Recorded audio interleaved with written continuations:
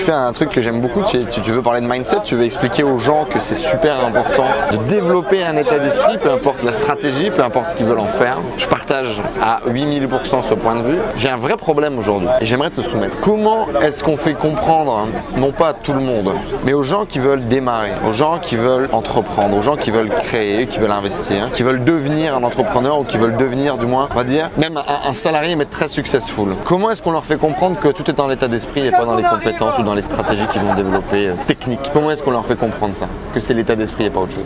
C'est une bonne question. C'est vrai que c'est une très très bonne question. Leur faire comprendre par de la preuve sociale, par des actions, une ouverture d'esprit.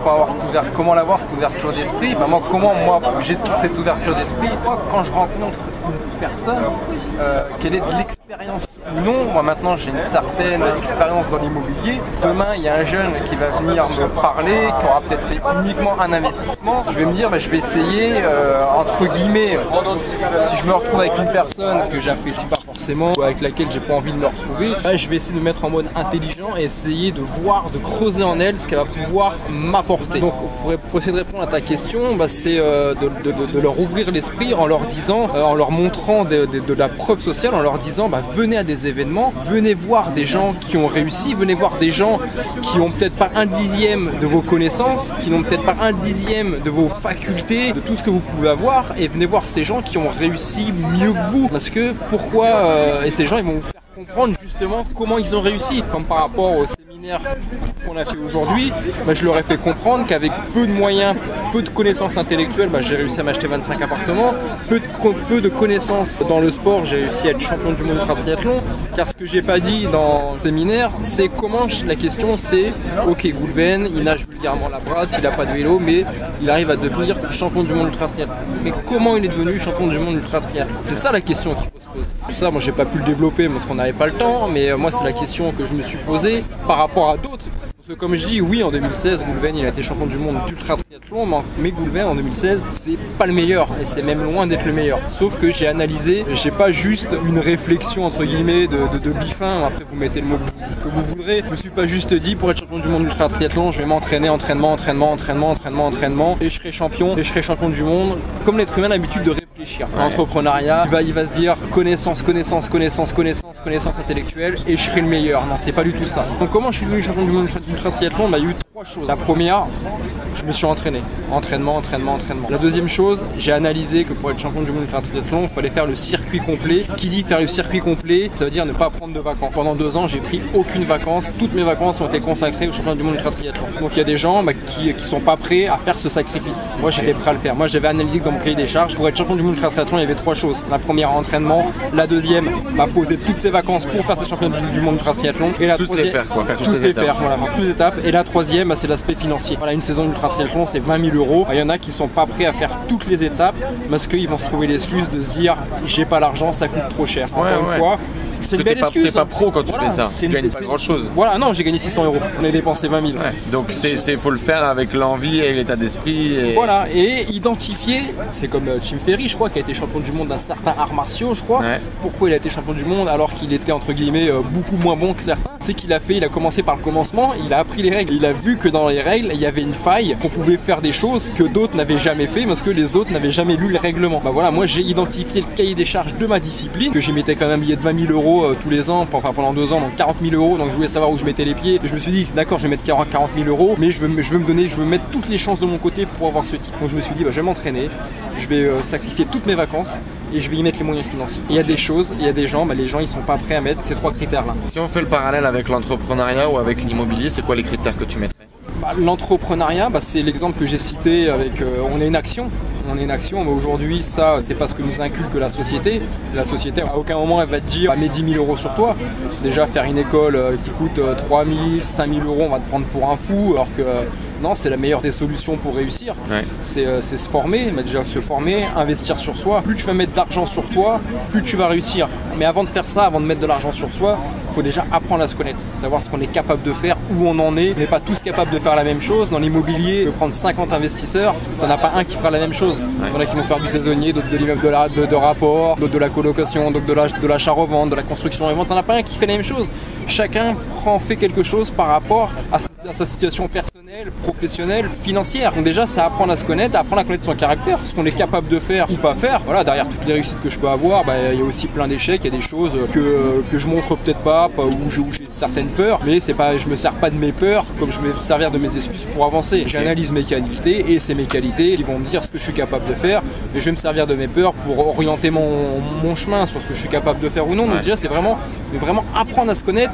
Faut pas se mentir, on est capable de reconnaître son talent, faut être capable de reconnaître ses difficultés, où on est mauvais, et plus vous serez honnête avec vous-même, plus vous allez apprendre à vous connaître, et plus le chemin que vous allez tracer sera du sur-mesure. Cohérence, sera en cohérence par rapport à ce qu'on est. Donc c'est vraiment apprendre à se connaître. Une fois qu'on a appris à se connaître, qu'on a identifié le chemin qu'on voudrait prendre, c'est se former, donc investir beaucoup d'argent sur soi. Et aujourd'hui, on va dire, je sais même pas comment l'être humain fait pour se trouver des excuses. On est en 2018, il y a Internet. Je veux dire, dans les années 80-90, il n'y avait pas Internet. Je prends souvent l'exemple de Gilles Grimm. Il a réussi à s'acheter 500 appartements alors qu'il n'avait pas Internet. Si lui, il a réussi, on peut le faire, quoi. Ouais. Après, tous les gens qui vont dire, ouais, mais l'immobilier était moins cher, ouais, mais ceci, cela, c'est bon, ouais, des excuses, arrête. Il y en a plein. Tu t'en as plein.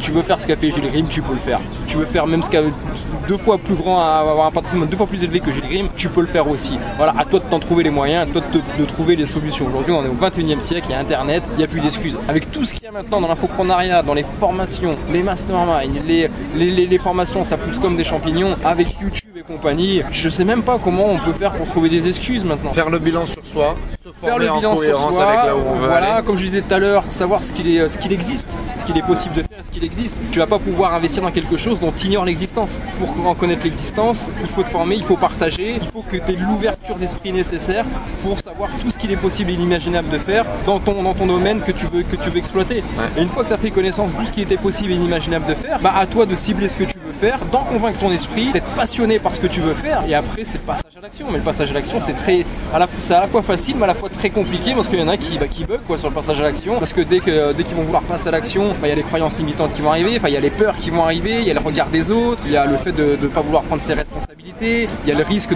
d'avoir un échec. L'échec, il est mal perçu en France, l'échec c'est la honte, l'échec c'est avec les critiques, donc tu vas peut-être pas vouloir recommencer, parce que c'est tout un engrenage. Mais non, c'est fuck tout ça et continue d'avancer. T'as un échec, sois fier de ton échec. Il y a un exemple que j'aime bien, je sais plus, j'avais lu un livre et c'était un agent immobilier qui s'était fait licencier de son agence parce qu'il n'arrivait pas à vendre. Il arrive dans une deuxième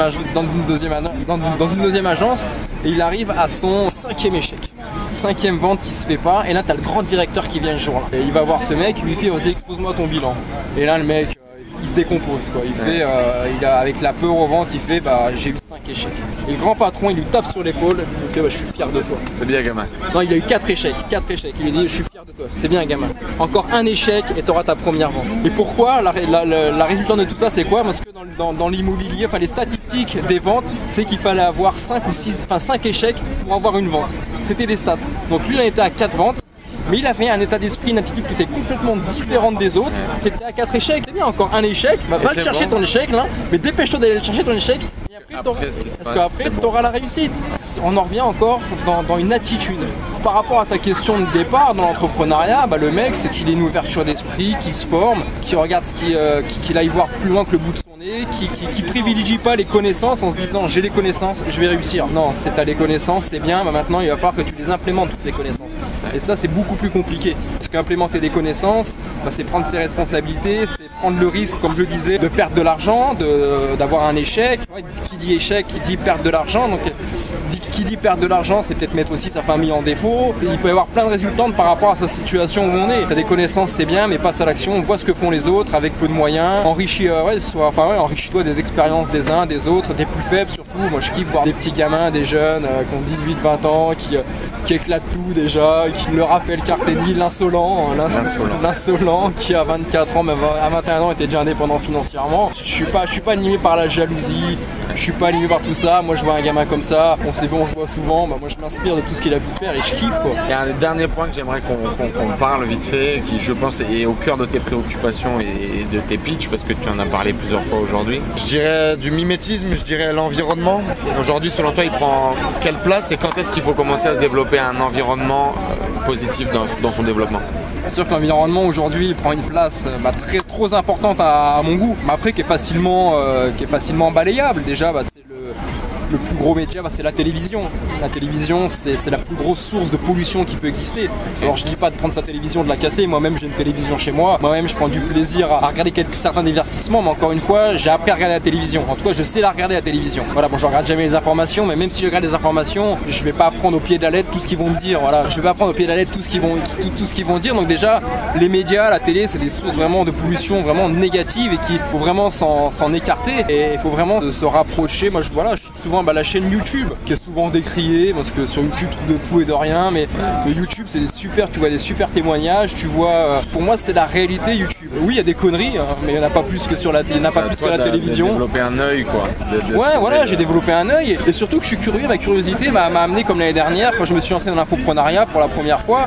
Ça fait un an que j'y suis maintenant, mais j'ai voulu tout connaître de ce métier. Et l'année dernière, j'ai fait un tour de France, même dans certains pays d'Europe, où j'ai été interviewé. J'ai fait pas loin de 100 interviews l'année dernière sur tous les gens qui sont dans l'infoprenariat pour apprendre à connaître, pour apprendre à connaître les gens qui disent qu'ils font ceci, cela. Et je me suis rendu compte que c'est possible. Et j'ai compris que c'était possible grâce à Internet, grâce à la puissance du net que j'ignorais totalement. Donc c'est quoi, mimétisme, comprendre comment les gens fonctionnent, pourquoi ils le font et vivre avec son époque. Aujourd'hui, on a Internet, mais personne ne l'utilise.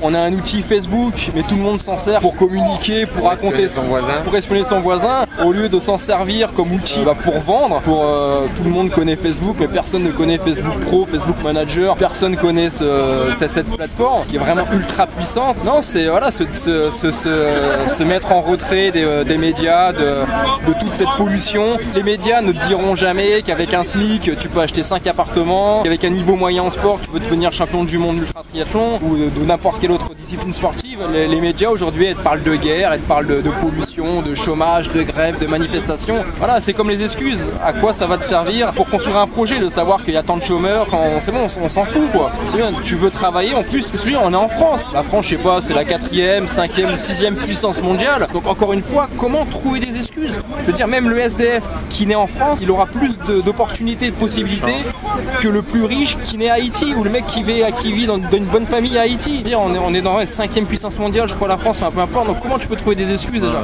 Il y a des choses que j'arrive pas à comprendre. Est-ce que tu dirais aujourd'hui à quelqu'un potentiellement de talentueux dans ce qu'il fait en plus techniquement, etc., mais qui te dit que non, le mindset, lui, il s'en fout. C'est pas ça qui est important. C'est pas ça qui va lui permettre d'exploser ses résultats. Tu lui répondrais quoi? Je vais apprendre à connaître cette personne, à connaître ses résultats, voir ce qu'elle a eu comme résultat. Ça fait un an qu'elle s'est lancée, elle fait 100 000 € par an de vente, peu importe, en prestation de service ou en vente de formation. Et sans avoir forcément, si elle fait 100 000 € de vente, elle a développé un mindset, ou elle a développé une stratégie. Potentiellement, mais même pas potentiellement conscient. Tu vois, il a appris des compétences, tu les as appliquées, tu as des résultats. Mais aujourd'hui, le mindset, j'ai pas le temps de m'en occuper. Je dois apprendre la nouvelle stratégie Facebook qui va sortir. D'accord. Qu'est-ce que tu dirais à ces gens-là? Moi, j'en ai côtoyé plein. Moi, une personne qui m'a intrigué, c'est Florent Fouque.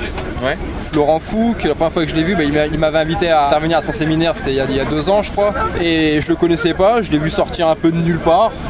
Il avait pas forcément une grande crédibilité dans l'immobilier, pas forcément écrit de livres, pas forcément de chaîne YouTube, mais quelqu'un de très intelligent, quelqu'un qui connaît les stratégies, quelqu'un qui est tout simplement doué en informatique et aujourd'hui qui avance beaucoup plus vite que moi, beaucoup plus vite que beaucoup d'autres.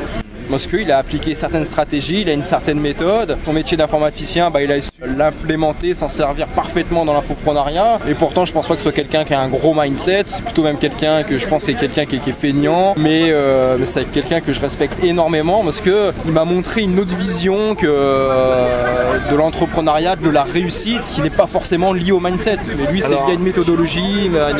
Je vais reformuler ma question du coup. Quelqu'un entre guillemets à qui tu voudrais faire comprendre que le mindset c'est vraiment la clé à toutes ces problématiques, que lui est vraiment focus sur un développement technique ou sur le développement de son activité dans cette voie-là. Comment grosso modo convertir un mec à lui faire comprendre en une conversation que s'il bosse son mindset, c'est là où il va commencer à toucher du doigt une certaine grâce dans son art. Tu lui dirais quoi? C'est compliqué mais c'est parce que c'est très pratique, je t'expliquerai après pourquoi et quelle est la vision et les exemples que j'ai par rapport à mes questions. Ah ouais non mais volontiers. Qu'est-ce que je pourrais lui dire pour dire que le mindset mindset est très important. Bah, le mindset, il va t'aider déjà à te relever dans l'entrepreneuriat, enfin peu importe dans ce que tu vas faire, que ce soit l'entrepreneuriat, le sport, tu vas te prendre des gifles, tu vas te prendre des échecs, tu vas tomber. Mais ce qui est la différence entre deux personnes qui tombent, c'est celle qui va gagner, celle qui va réussir à se relever. Une fois, deux fois, trois fois, quatre fois, peu importe. Moi, je me suis cassé la gueule plein de fois, je me suis vautré plein de fois, mais bon, voilà, c'est pas forcément ce que je mets en avant. Donc le mindset, c'est le mindset qui m'a aidé à me relever plusieurs fois. C'est tout ce que j'ai pu développer dans le sport, comme je sais plus si c'est à toi que je le disais, dans les sports de combat, quand tu es sur un ring. Sur un ring, il n'y a aucune excuse. C'est un ring, 6 mètres par 6 mètres ou 9 mètres par 9 mètres, je sais plus. Tu as un adversaire en face de toi, t'as pas d'échappatoire. T'as aucun échappatoire. Que tu sois en forme, pas en forme, préparé, pas préparé. Il m'est déjà arrivé de me prendre des cuites la veille d'un combat. Le jour J, t'assumes ta connerie. Il n'y a pas d'échappatoire. Et en fait, le fait qu'il n'y ait pas d'échappatoire, indirectement, psychologiquement parlant, ton cerveau, il trouve des solutions. Il switch. T'es obligé de trouver des solutions. Et il trouve des solutions. Et en fait, toutes les solutions qu'il trouve, c'est un exercice intellectuel. Et en fait, c'est un muscle que tu travailles.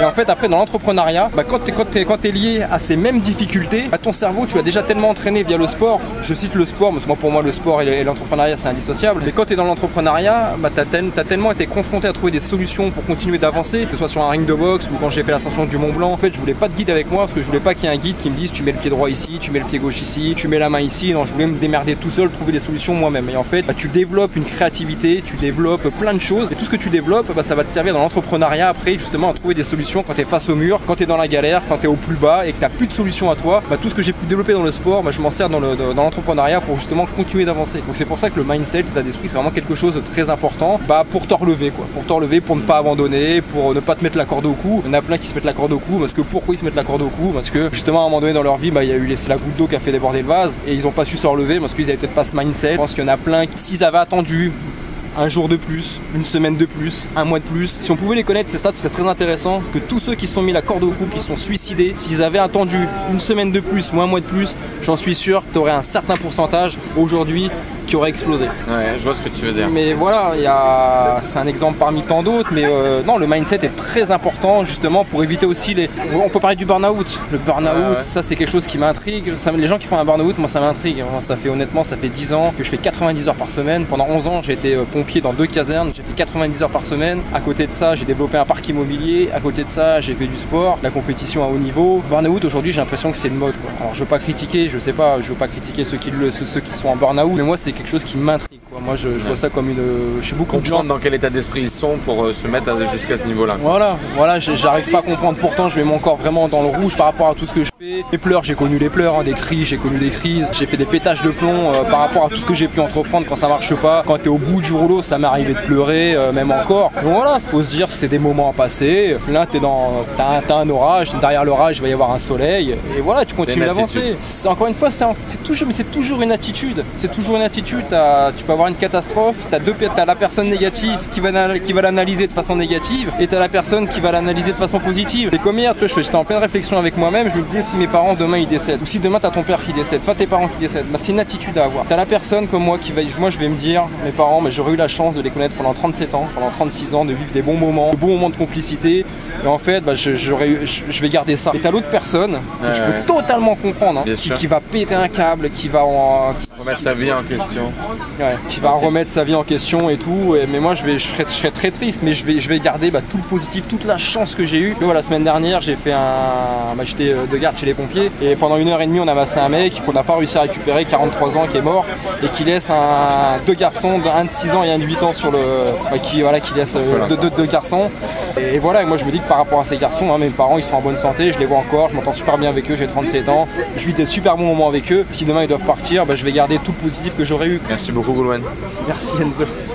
Du coup, les amis, vous ne verrez pas d'image de moi en train de parler. La carte est terminée, mais c'est un plaisir de ouf d'avoir pu vous partager ça, d'avoir pu vous partager au fond d'un bus la vision un petit peu de Goulwen par rapport au mindset. J'espère que vous en avez tiré des informations intéressantes et surtout des actions à mettre en place. À très bientôt dans de prochains épisodes. Ciao, ciao.